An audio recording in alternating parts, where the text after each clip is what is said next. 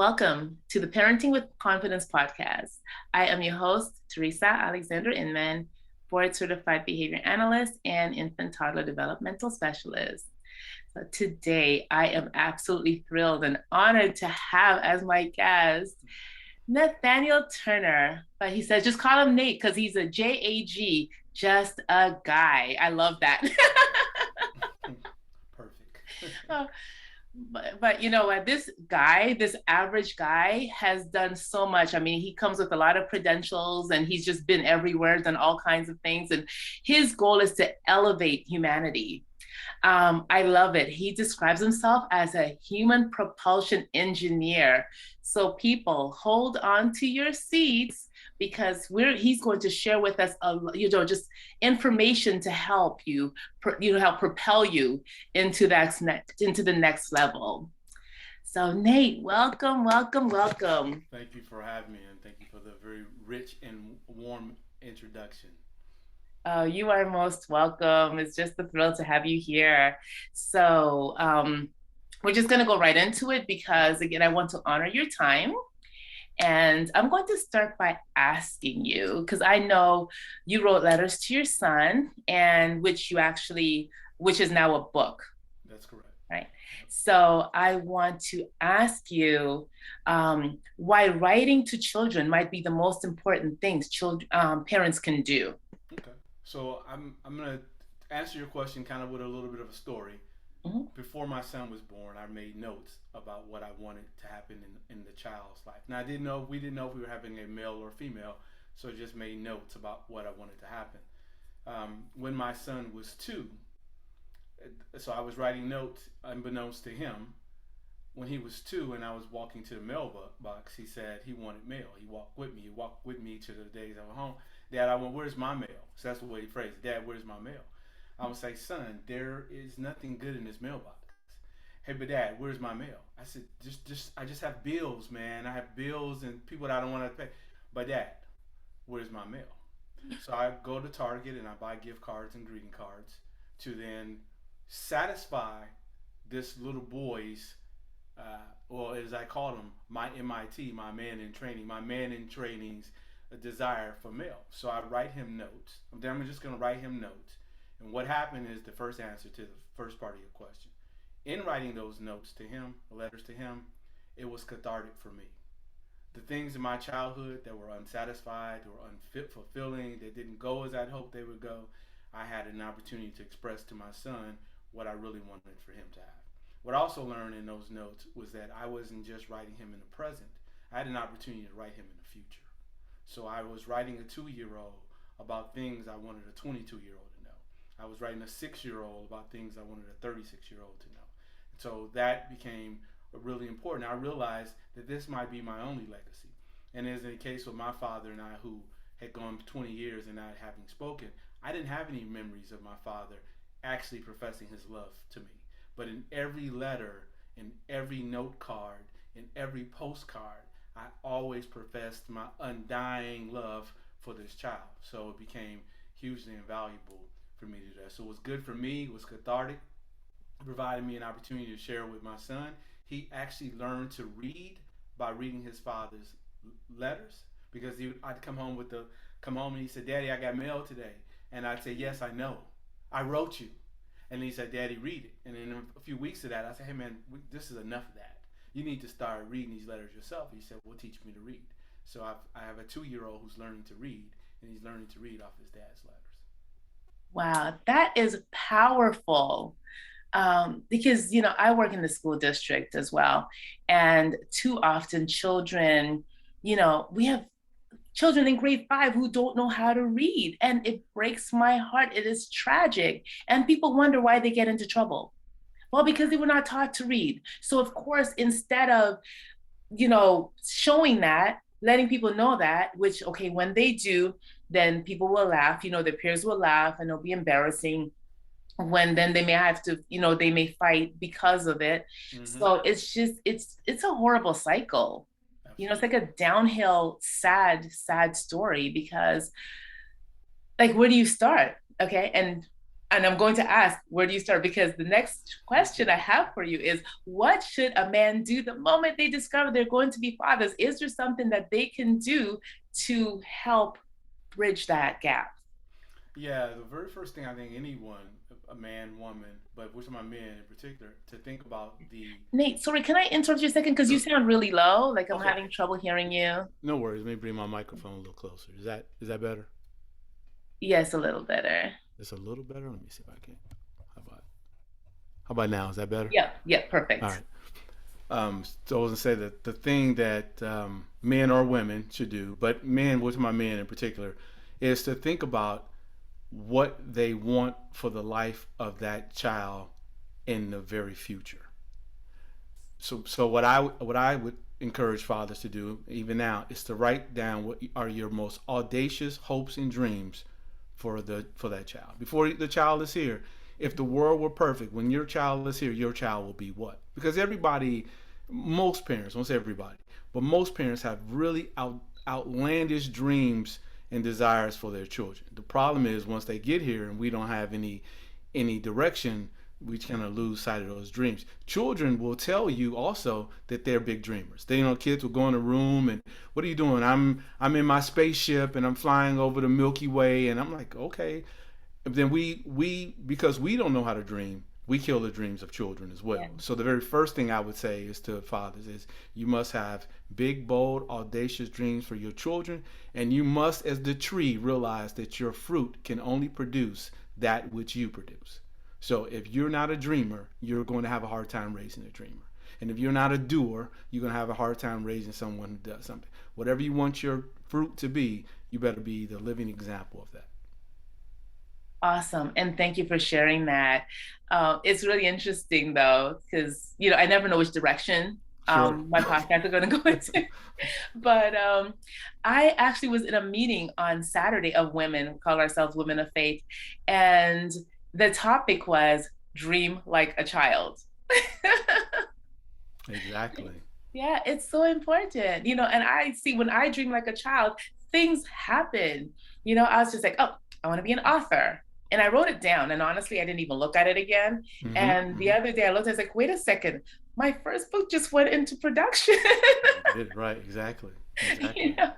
So I am learning to channel my inner child and just have fun and dream and, just be free because, we get so bogged down by the stress of this world when we're adults that we forget to dream. Mm-hmm.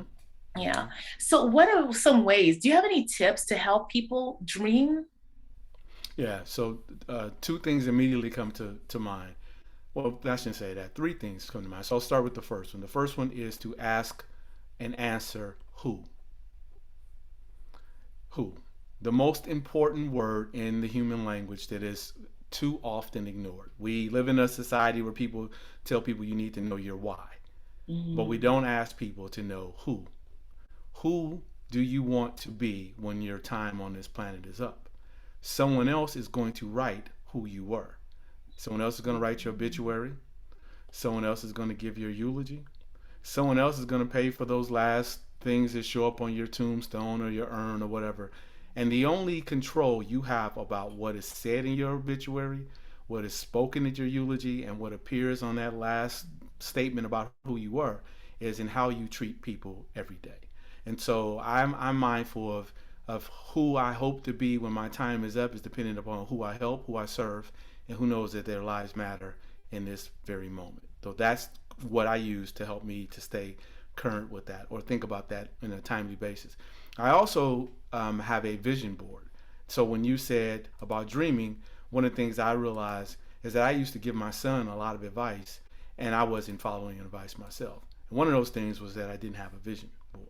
So I now have this really um, in some ways outlandish vision board. There's a version of it in my office here. It's like 5 feet by 6 feet. There's a version on my kitchen wall that's 4 feet by 5 feet. There's a version of my bed that's like 3 feet by 4 feet. There's a version on my laptop on the background, on my phone on the background. If I turn on my TV, it's on the screensaver on my TV. It's everywhere. But the reason that it's everywhere is because I recognize that most of us fail to do the things that are best for us. Every year, people say they said I make New Year's resolutions. By the 25th of the month, they've stop doing what they resolve to do. But let your child or loved one need something, you'll find a way and the energy to do that for them all the time. And you can't do it for yourself. So the vision board is sort of my constant reminder that there are things that you have to do for you. It also then, when people come in the room and they see this big thing on the wall, they start asking me, well, have you done that? And I'm like, okay. So so all of your actions are pulled forward. The third thing that I do each day is I write in a journal. So I wake up, I'm waking, I do my best not to talk to anybody, which can be a little bit challenging when you live with other people. But I come downstairs, I spend the first 20 minutes, 14 to 20 minutes, writing about my life as I'd like it to be, as opposed to how it is. So no matter what happened yesterday, could have been a great day, it doesn't matter. Yesterday is gone. Now I have to write about what it is that I want for my life today. If I had a terrible day yesterday, it's gone. What do I do? And so I wait, I sit silently, and then I'll just wait for a word or a theme, and then I start writing. And I just do it stream of consciousness. I don't edit it. I just write it. I edit it afterwards. And when the alarm rings on the computer that tells me my time is up, I stop. And I may have to finish it because I may have a thought that's incomplete, but then I stop. And then I edit it, and now I have a group of people who read it every day. We turn some of them into a book, and I actually now have an audio version of it that the folks who are reading it every day have now mandated that they hear my voice doing the journal.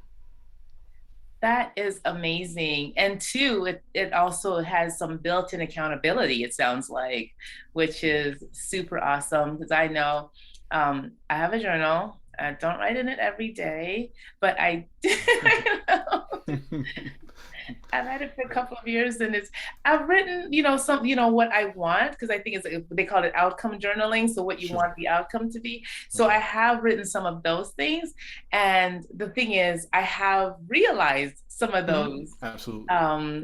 But I honestly just have to be consistent. And there are a lot of things, like for instance, so I have non-negotiables in my day, right? Okay. I wake up, I meditate, I pray, I do a meditation, and then I go out for a walk. I need to add journaling to that, because I used to before, because I was doing the 5 a.m. club. Robin Sharma, I read his book. Yeah, I read his book, The 5 a.m. Club. And it's like getting up at 5 and exercising for 20 minutes and, meditating and learning. So that like you split that out. He calls it the power hour into 360-minute. But I've fallen away from that. I don't quite do it at 5 anymore. But I mean, I write most mornings. There's some days that stuff happens and I don't get it done, but I feel so responsible to these folks who read my journal that there've been days I'm like, you know what, I'm gonna skip today, and it'll be 10:30, and my wife may look at me and she's like, bye, because she knows that I'm not going to go to bed having not written a journal for the day. Right. So I'll go and I'll write something. But yeah, it's a habit. And to your point earlier, many things that I put in a journal that I write have come to fruition. Yeah. And I don't think they would have come to fruition had I not written them. Yeah, there's something about that connection, because what I have on my wall is called the three.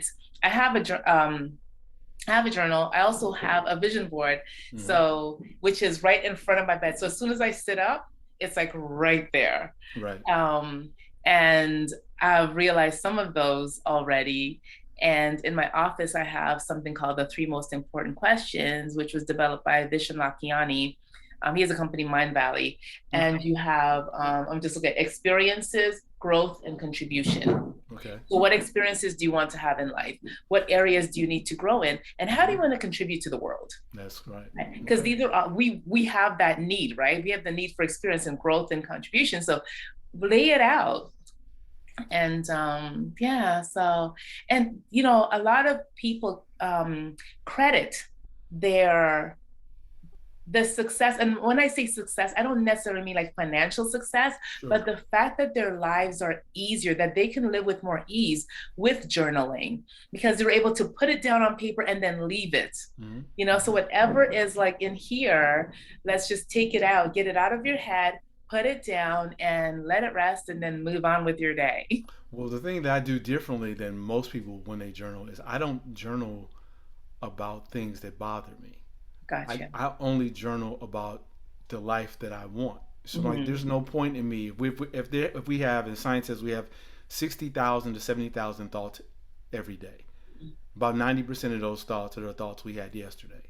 So if I had a problem yesterday, the likelihood that I'm gonna, based upon those numbers, is very likely I'm gonna bring yesterday's problem into today. When I Yes. wake up in the first part of the day and I spend the first 1% of my day, which is 14 minutes of the 1440 minutes that we get, if I spend that first 1% envisioning this really healthy, rich life, the rest of the day I move on thinking about that, not about yesterday. So I used to try to journal the way everybody else is journaling, and it just made me angry. And I would find myself writing stuff in the journal that I dare not ever let anybody else see. Right. But when I started journaling about, hey, today I'm standing in Washington on the My National Mall, and I'm giving a speech in front of 1 million people, and I'm talking about how we eradicate homelessness and wealth and income inequality. That's something that then gets me, okay, well, dude, today you got stuff to do if you're ever going to get to that place. But if I Right. was just journaling about, man, this woman I'm married to is working my last nerves. When I Right. saw her, I'd be like, oh my God, you are Yeah. working my nerves. You're still here, right? So Yeah. I don't do that. I do the my best life. Some days it's I'm walking on the sand, and I Mhm. just feel the grains of the sand, or hear the sounds of the bird, or smelling the ocean. It's about being in a place what makes me the best person, as opposed to anything in the past. That's awesome. Because they say too, what you focus on is what happens, right? So if you're focusing on the woe is me, I'm a Mm-hmm. victim, life is the da da da da, then it's going to be. That's what you'll get. Yep. And yeah, so absolutely. Thank you so much for sharing that. My pleasure. So I have another question to ask you, All right. which I think just to help parents out, how to, and it's also good for parents to, for themselves, because I think too, parents, like, and I think you alluded to that, they have to become who they want their child to be. Mm-hmm. So, how to design a life that can give every child a real chance to succeed? Because if you're designing that life, you're part of that life. See, you have there's some things that are required of you Mm-hmm. to do to design that life for a child to succeed. So, Sure. I think parents. Let me start with this. I think parents are.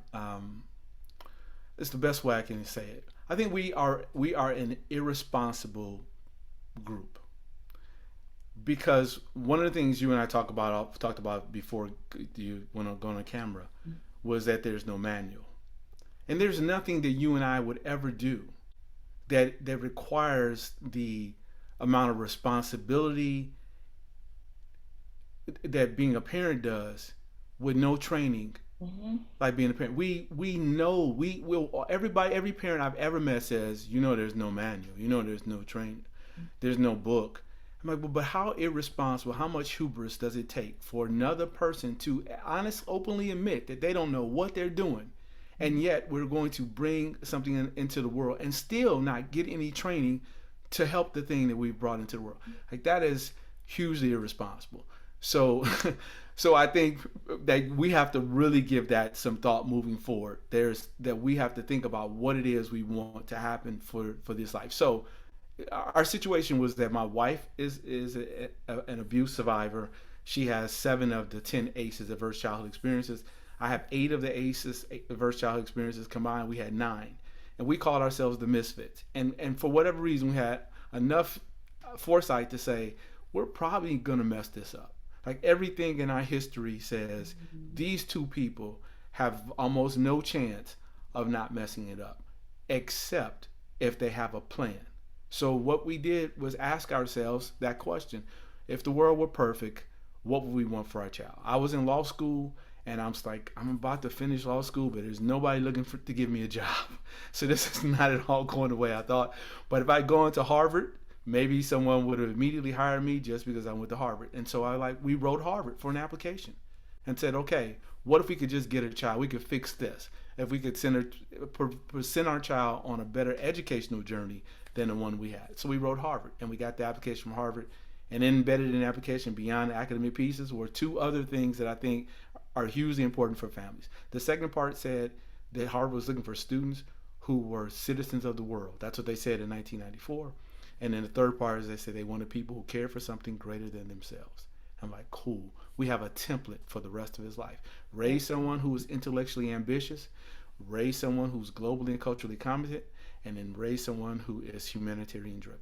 And that became the template that we use for his life, and that's the template we share with other families. Wow, that's amazing. So you got the application to design the template for your son's life. For my son, I got the application thinking I was just going to learn what I needed to make sure he was academically prepared. Right. I didn't realize that Harvard had these other things that they were looking for. And like, okay, well, you want world citizens. All right, well, I guess we got to raise a child who can speak more than one language. So he speaks 4 languages. Wow. Right? You want someone who's humanitarian driven. I was working my master's in history and theology, so I said, well, I got the theological part, I think, but it's more to it than that. So at 14, I have a son who started his own foundation to care for homeless teens and to teach children to read. So I'm like, all right, well, we kind of got this template. He's intellectually ambitious. He's learned on the Socratic method. He started reading before his 3rd birthday. Right, when he leaves high school as a 16-year-old, he's already got 33 college credits. Because he can speak another language, he moves to Brazil and plays soccer in Brazil's top professional soccer academy. He travels to Germany, he goes to France, he goes to Spain. He can communicate with these people all over the world. I'm like, oh, hey, this thing is pretty much worked out. But no one would have known it but for the child who then said to me, hey, you need to do more. So the fruit that I was talking about, then one day they looked at me and said, okay, cool, that's great what you've done for me. Now you need to do more. I was like, well, what else do you want me to do? Take all this stuff you've done for me and give it to other people. Amen. That is awesome. So I'm going to ask you, so here you are, you have the law degree, you've got, you're educated. Help a parent who did not, pardon? That's what they say. Yeah. Well, yeah, the degrees do say that. Past tense. Go ahead, I'm sorry. That's okay. Speak to the parent who doesn't have those degrees, the parent who's on social assistance, the parent who, doesn't know, there's what they say, there's more month at the end of their money than money at the end of their month. Sure. What can they do to help their child?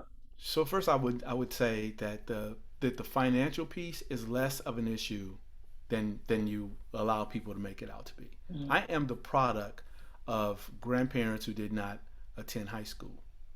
I am the product of 2 parents who didn't go to college. I'm a guy who was told the best I could hope to do was join the military and maybe work in a steel mill. So when you say, hey, Nate has 3 degrees, yeah, I do. But it wasn't because anybody believed that I could be where I was. I had to make some decisions about what it was that I wanted, and I was also afforded the opportunity to have people pour in my life and love me for no apparent reason. So I would say for a parent who doesn't have stuff, one of the things you do is you start working on a village that can help you help your own child. That's one thing. Like we talk about it. It takes a village to raise a child, but rarely, if ever, do we create a village. So I have a plan on how to create a village. It's called the Starting 5. We can talk more about how to build a village. But again, the other part is you have to then say, what is it that I want for my child? I don't care what you don't have. I don't care what educational level you are. The question is, what do you want for your child? Our ancestors, you and I can say this to you, and it makes sense to you maybe more than it will to other people. You and I are from a people who were on a plantation for over 250 years. You and I are with people who were not taught to read and write. But in 1863, when Lincoln signed the Emancipation Proclamation, 2 years later, the first group of black folks built a college. So people who were told not to read and write, constructed a college. So I don't like for any parent who tells me what they can't do, like, listen, you're talking to the wrong person, because you are from a people who've done, unbelievable things. And when it's convenient for you, you talk about being from kings and queens. But when, That's true. Right. But otherwise, when it's convenient for you, you want to talk about Black Lives Matter. When I'm asking you to prove it, you want to tell me about how difficult it is for you. You can't have it both ways. That Can't have it is both ways. so true. Because, yes, we want to, yeah, on one hand, we're the victim, and on Yeah, the other hand, hey, but yeah, we've made all these accomplishments. So why aren't we rising to the accomplishments of our ancestors? absolutely. I come from a little island called Dominica, grew up in a little village called Kulabistri that nobody's probably heard of. Not me. And and here I am in the United States and, doing some different things. I grew up in Toronto and Okay. moved to the States. And so you and I are, can reflect as to what's possible, Right. Right. because if anybody saw me when I was 2, 3, 4 years old, I was walking barefoot in the village. Mm-hmm. you know?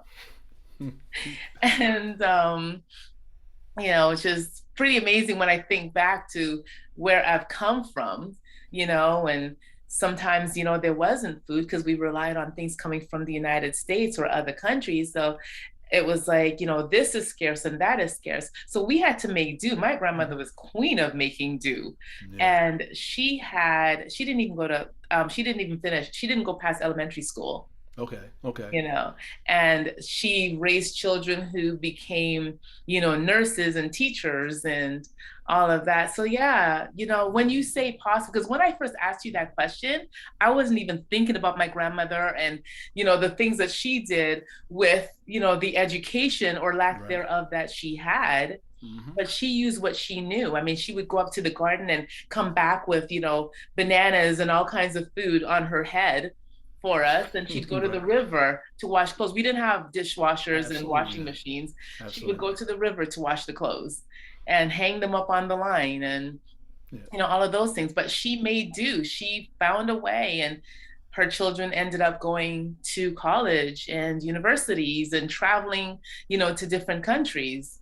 Mm-hmm. So it is possible Yeah. if we only believe. So if we start journaling about the things, That you want. the Yeah. life that we want to have, then we're opening up that door to possibilities. Would you Yeah. agree?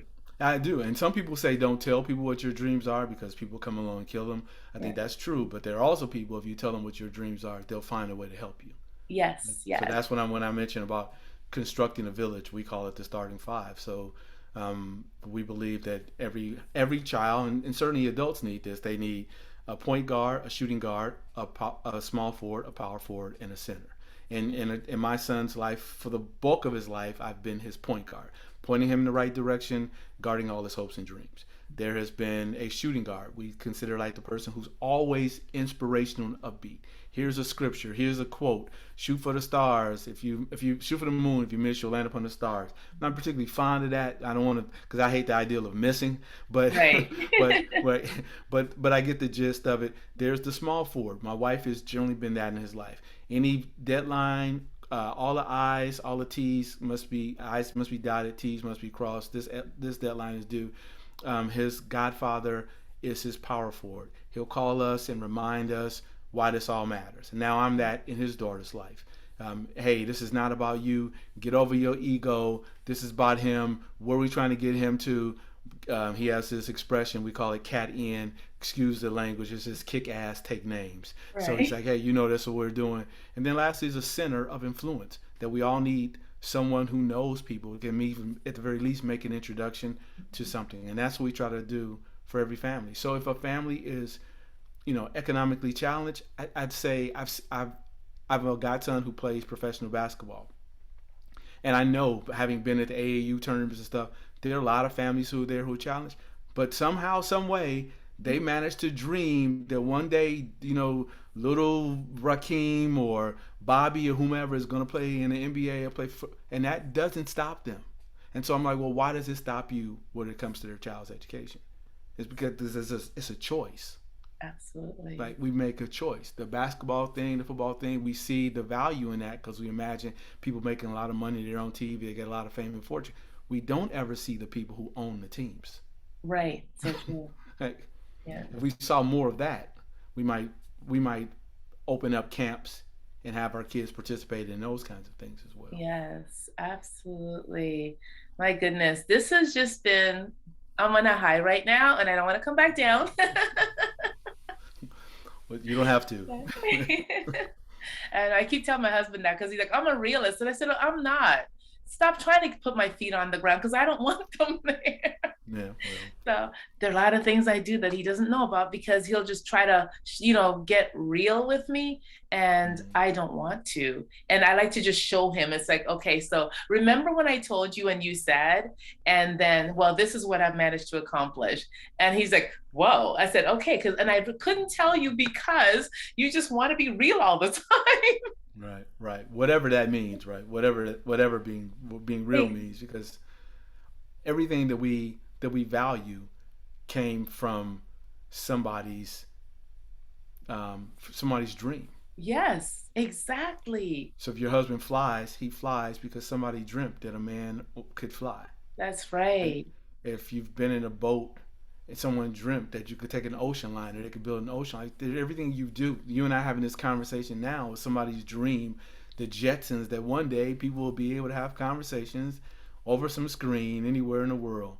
Okay, like someone dreamt that. The reality would say we'll never happen. So I think your husband's a dreamer too. You just need to flip the script for him and remind him.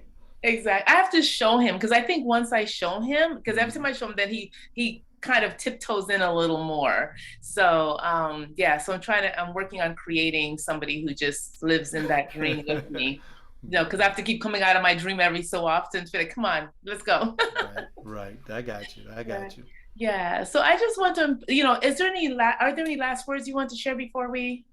Just to tell you, I'm grateful for the opportunity to be here and share with you and this time with you and with your listeners, your audience. Okay. Thank you so much. We're absolutely honored to have you. And maybe we can do this again sometime. Whenever you say it, Oh, I'll be thank you. here. Wonderful. Because I want to go a little deeper into your starting five, just, to really help parents craft that. Sure. So to give them a framework, because, I hate to just say, well, do this, but if we can go deeper another time into that, then I'd Yeah, really be I'd be happy. grateful. I can help them, tell them how you go about getting people that you don't know Yes. to participate. Yeah, and helping you help your child.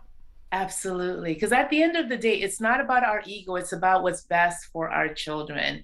And sometimes it means humbling ourselves. And yeah, so Teresa, we I have to sent do a I sent a child 7,000 miles to another country that I've never been, where I know no one, that. Mhm. because we found a way to get the assistance of people in another place we didn't know, and a commitment that the person would love my son the way I loved him. Amen. That is beautiful. You know, And that just speaks to humanity, right? Because there is so much more humanity than there is all that other negative stuff. absolutely. We just choose to, I hate to say, but we always focus on the negative and, oh, but this will happen. No, just know that it's going to be okay, Right. and Yeah. embrace it. Yep. So, Yep. thank you, Nate. I'll see you again soon. Sounds good. I appreciate you. Okay, Nate.